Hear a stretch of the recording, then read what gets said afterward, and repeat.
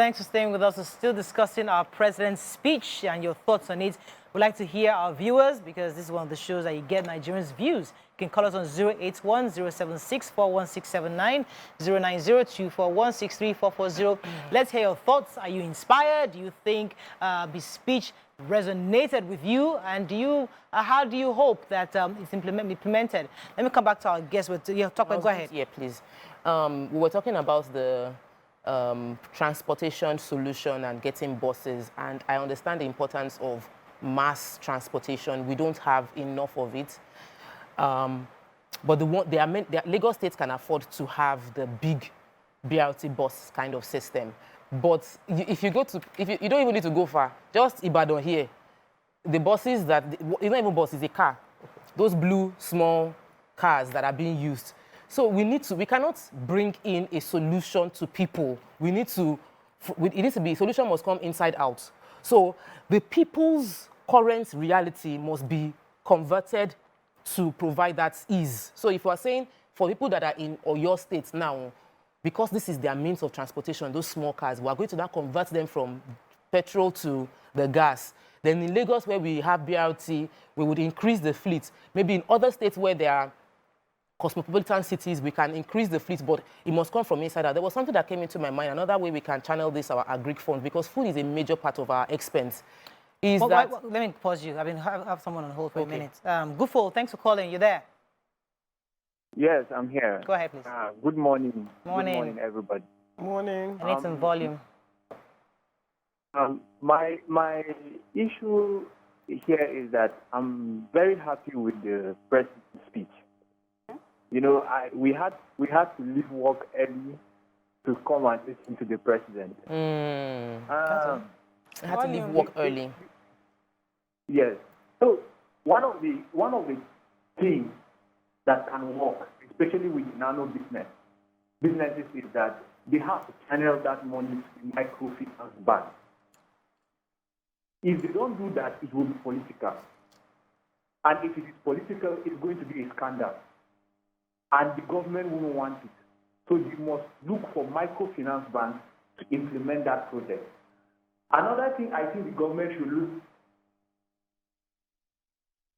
increase in charges of the universities. I think many students won't be able to return to school. I think the government should look into that very critically. And I think that's what I have to say. Thank you very much. That's another part we forgot to mention, the school fees. Yeah. You know, he told them that he lifts the restriction on the school loan that was, you know, we had discussed it earlier when the policy was brought up, and those restrictions have also been lifted by the president. So we see that he has listened and he's responding. We really need to give credit for that. Before I give the suggestion, yes, I must give credit for the fact that this showed that there was a bit of reflection on the feedback that he got when he first released the first move on palliative, and he dialed it back, and they gave him more thoughts and came out with something that, even if you want to suggest, you cannot fault anything in this current his speech yesterday and what they want to do. One of the things that farmers need is tractors. As I was complaining during the break, I was saying we don't have laborers that want to work, but the truth is nobody wants their child to be a laborer manually tilling the ground. We have tractors, and we're supposed to be able to have tractors help us to cover more land over that time. So it would help, because there was a policy one time that they were providing tractors in all local governments. You can go to your local government and collect a tractor, but where are those tractors now? Not being maintained, broken down. So you cannot, Ekpe should have a tractor. They used to have. We cannot get it. So if they give local governments where people there are predominantly farmers, and you put a few tractors there that is available for owners of farm to come and collect it, they can cover more acres of land in one day than they would have if they were manually. I remember during the campaign, I think I was at jury that was saying something about that the government plans to incentivize some of these things. So these laborers who maybe they don't want to be laborers, you can there's proper incentives for this. Many will be willing to get into that trade and, you know, at least ride this tractor and get some revenue. I mean, as we discuss the implementation, you have a point? Go ahead. Yes, NLC. where our president had talked about our salary review. He says it's something that we should look forward to. And of course, we know that it will be upward, but we still have NLC saying, you know what, we're still going to go ahead with our protest. And I read in the papers today some of the things that they have an issue with. They still feel that, you know, they said the president of the NLC had asked, he said that, are you going to tell, like someone who buys the, sorry, it says, by the time you have a single market and you are not having anything that has comparative advantage, your energy is import driven, then how are you going to control it? So they're saying someone buys their dollar for 900. Are you going to tell that person to sell it for less? He's talking about NEPA. He says, how are you going to tell NEPA to subsidize tariff when the cost of production for NEPA is high?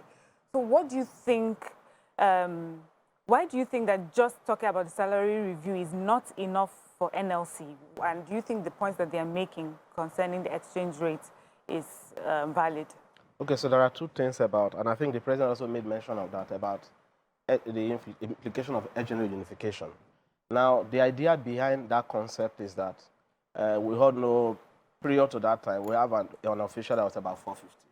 And then the parallel was going to about 700. Yep. Now, in economics, when it comes to exchange rate issues, one of the idea behind having two markets is that you don't want fiscal pressures to go to domestic prices, because domestic prices will increase. Because as government spends, right, and by borrowing, domestic prices will increase. So what they do is to create a second market where that pressure will go to that and then that secondary, or what we call the parallel market rate, will increase, instead of it going to the market, to the domestic economy directly. That is the first idea.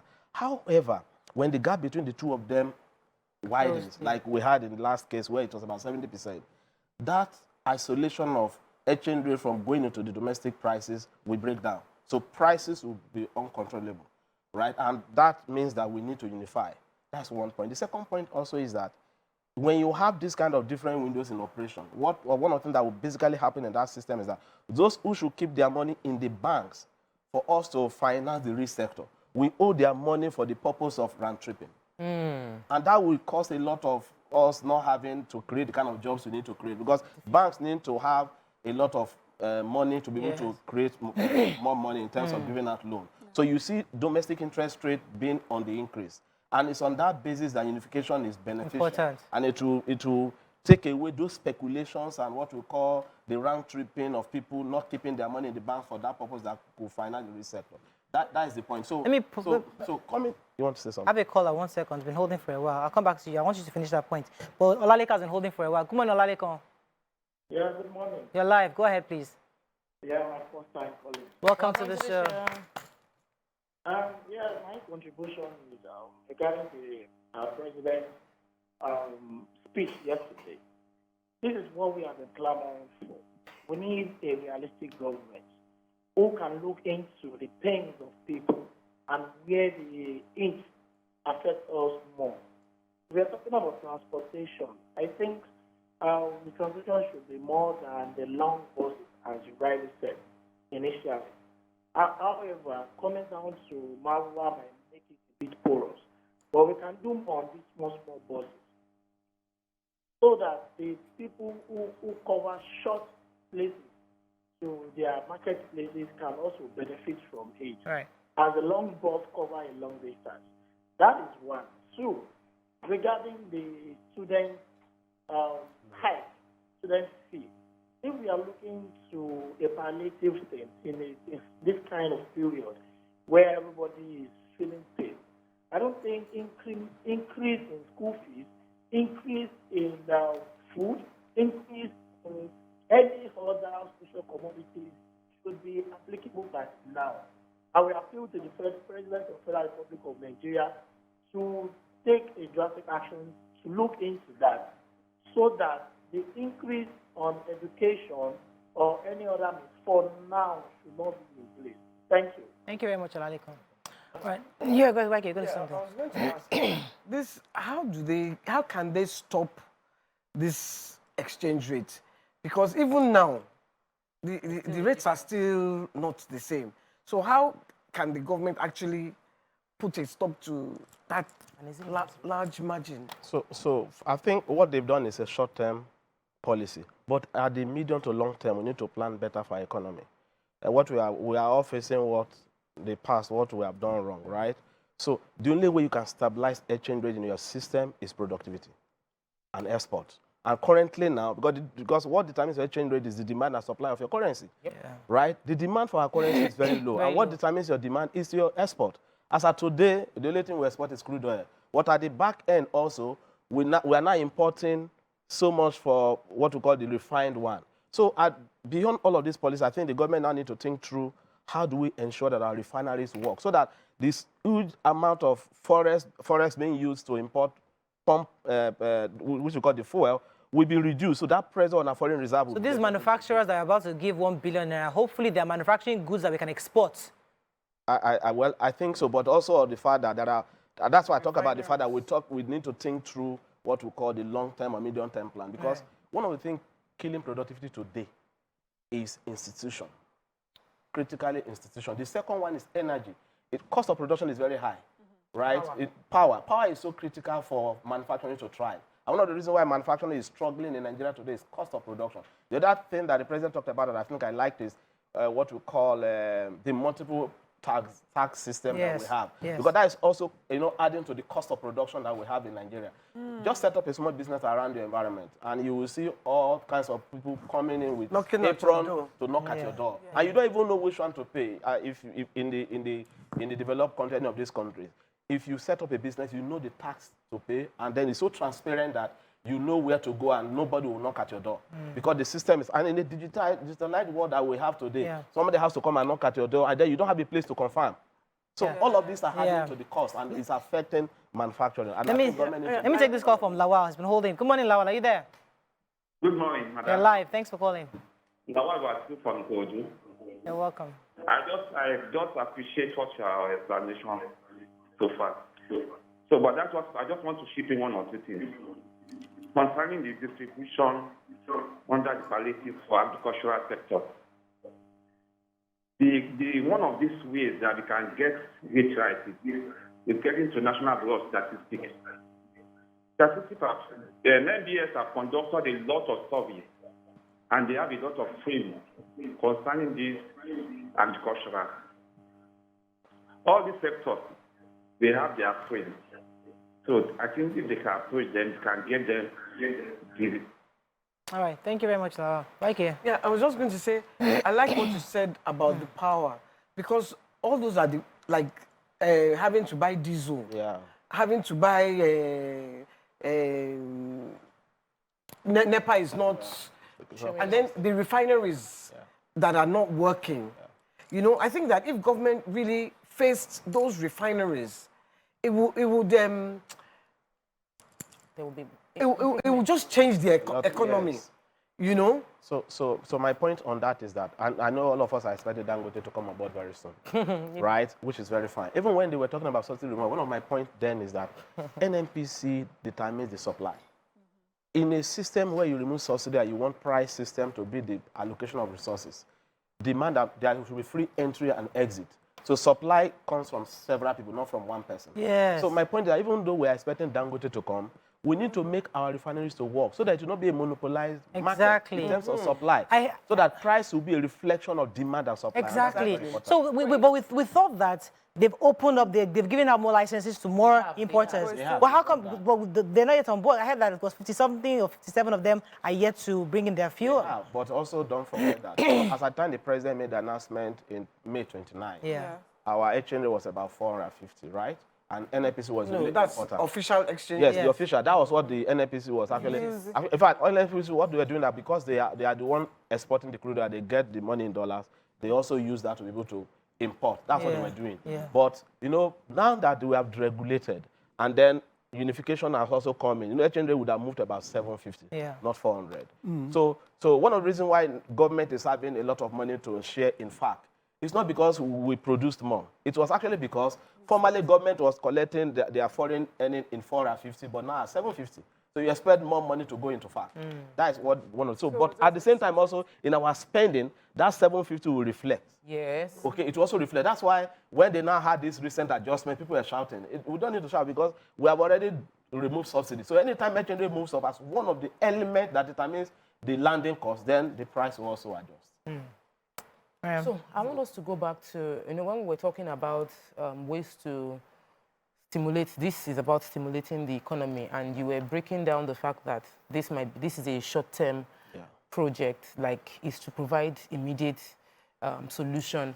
When we are thinking of long-term projects, because how many months would you call short-term, and how long would you call long-term? Because Dr. Limde Emmanuel came last week and he told us that it takes 6 months gestation period for a policy to come into, for you to see the full effect of policy, and that it's not about to get better, like we're going to see the price of things still go up. So what is our short term and what is our medium term? Like, what are we expecting to happen? Okay, so in policy implementation, especially fiscal policy, right? Policies don't have a instantaneous effect on the economy. It takes a lapse of time. And what I mean by that is, and it also depends on the kind of policy. For instance, if you have to construct a road, if this road is going to last for 3 years, the positive effect will come after 3 years. So policies don't have direct, immediate effect. The effect is for a long time before it comes, right? But this kind of palliative are more of almost instantaneous, like giving cash transfer. They are more of instantaneous effect. They will just, maybe tame the effect for just a short period. However, we all know, and I think the presidential team also know very well that when you talk about economic transformation, it takes sustained growth to do that. And what drives sustained growth is productivity. Productivity is the only thing. So all of these things are just short-term distortions. And productivity is very low in Nigeria. And one of the reasons why it's low is energy is one critical aspect cost of production. Because if there is stable electricity, I can tell you that almost all our manufacturing sectors will thrive. That's why. Let me take this call. Hassan has been calling from Kaduna. Thanks for calling. We won't buy generator again, sorry. Hassan. Hassan, you're live. Hello, good morning. Yes. Hello? You're live. Go ahead, Hassan. Yeah, my name is Esson, not Hassan. Oh, Esson from Kaduna. Thanks for calling. E-S-A-N, yeah. And Morayo, I've been listening to the program. And second to the last caller talked about transparency. How transparent are we in Nigeria? The policies are good. And we're talking about implementation. That's a major problem in Nigeria. So how do we become transparent? We need to go back to status quo. Everyone in Nigeria needs a change of heart. Exactly. A change of heart.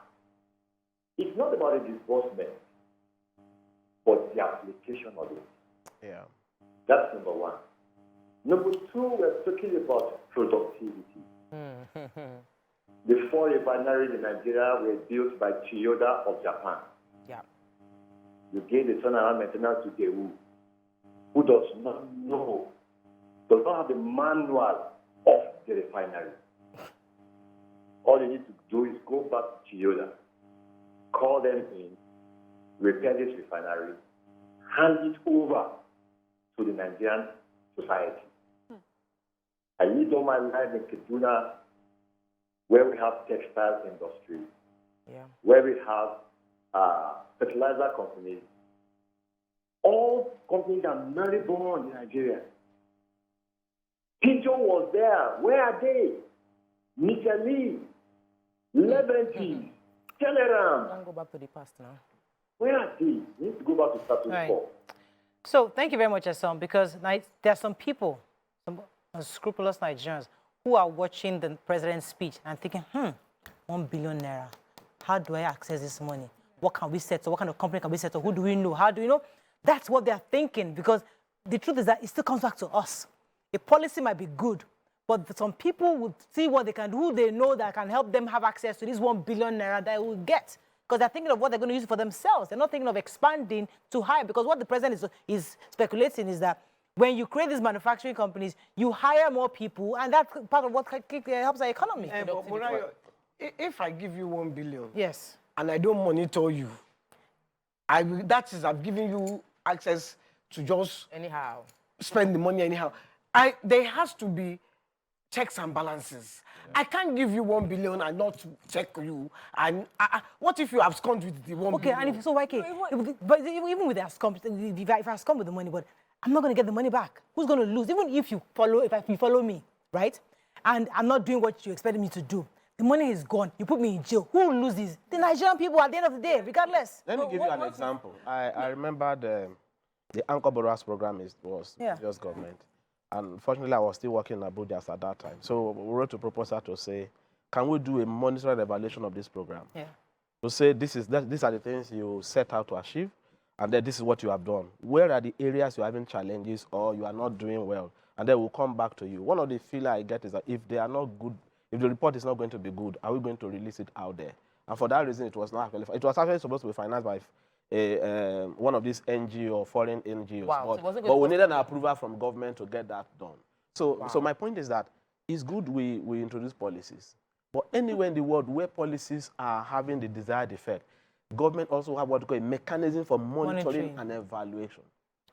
Okay, that's one point. The second point is that when we say is the individual, and that's why we're talking about one of the killers of productivity today is the civil service. Who are the people that will monitor them? It's the civil service. You agree with me that in those days, government employed the best brain. But today, government is employing almost the third class of people. And these are the ones that will implement the policies and design programs and monitor them. And why is that happening? Because anybody can just go into the civil service today. There is no proper reform for that sector. So we need serious reform in that sector for policies to be properly implemented and monitored.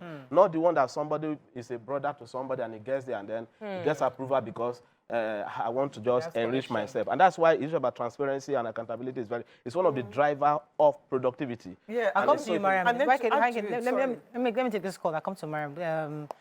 Hassan has been holding. Good morning, Hassan. Good morning, everyone. You're live. Thanks for calling. Go ahead, please. I listened to the speech of Mr. President yesterday with rapt attention. And I sympathize with him. And secondly, I need to scorn him for one thing.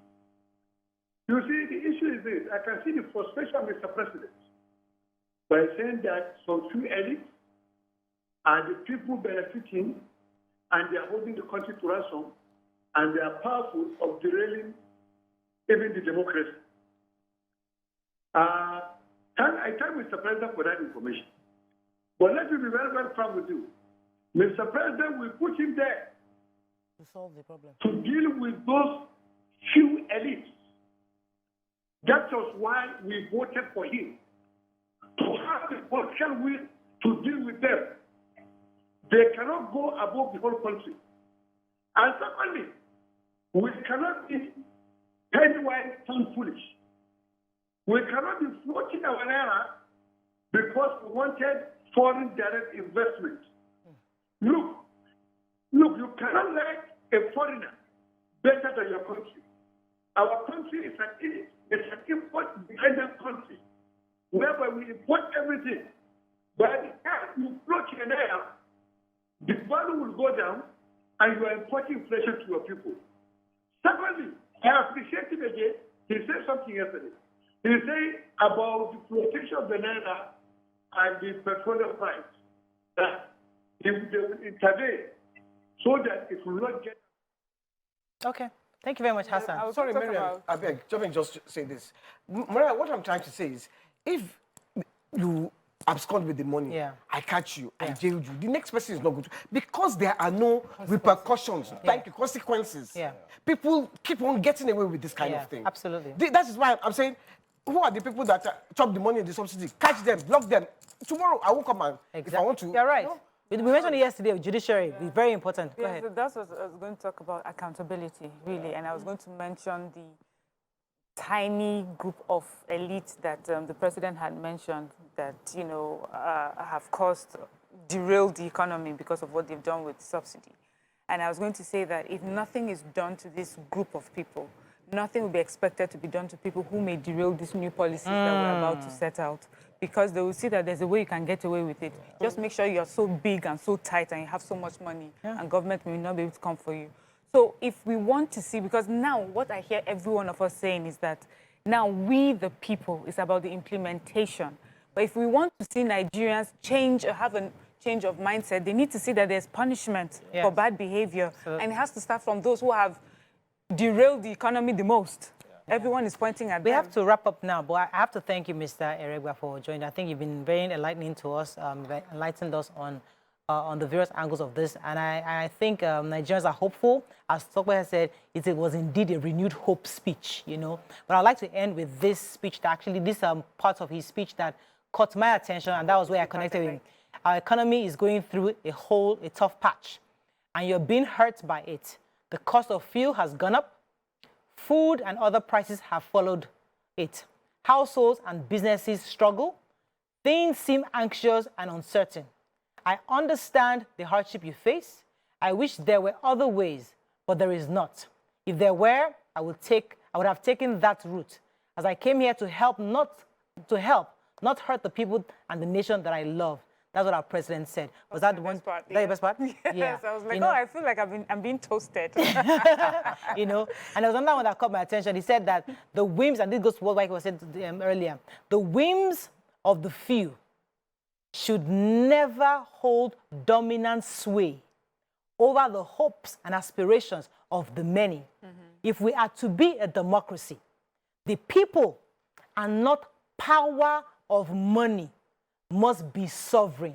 So these guys who have deep pockets, who are trying to truncate our democracy, these elites, they cannot hold sway. And if they don't hold sway, the government must therefore prosecute, name and shame them. That's the only way we can know that indeed this government is in there. The writer of that speech and the team, they need a bonus because they Let me achieved tell to you go. my second best part. Okay. Now I must get back to work in order to make this vision come true. Ha, I've finished talking. I'm going Get back to now. work. As that that they should get Just a 1 minute to this last point is that one of the things I think we need to eliminate in Nigeria is crime of calculation. Crime of calculation is a situation where, you know, when you are corrupt, right, the punishment for corruption is lower than the benefit you get. Yes. It's a concept in corruption fight. And if we don't eliminate that, anyone coming in will see that even when I'm corrupt, all I need is that I just need to steal a lot of money, and then my punishment is always lower. Maybe 6 months 5 years. somewhere. And then I will come out. We have to wrap up, And unfortunately, that but that goes back to the very right. judiciary. For amnesty. And Law enforcement, we have to accountable. There's so many parts of this, but we have to wrap up. Congratulations to the president and also the organized private sector who have also partnered with the government. I took a story yesterday, I think it was UBA, one of the banks, have also trying to provide palliatives for their staff, governments across the nation, Yobe State, Bauchi, Lagos, and amongst many others are also providing palliatives. That's what the government needs, partnership with both local and state governments to help alleviate this rough patch that we're going through.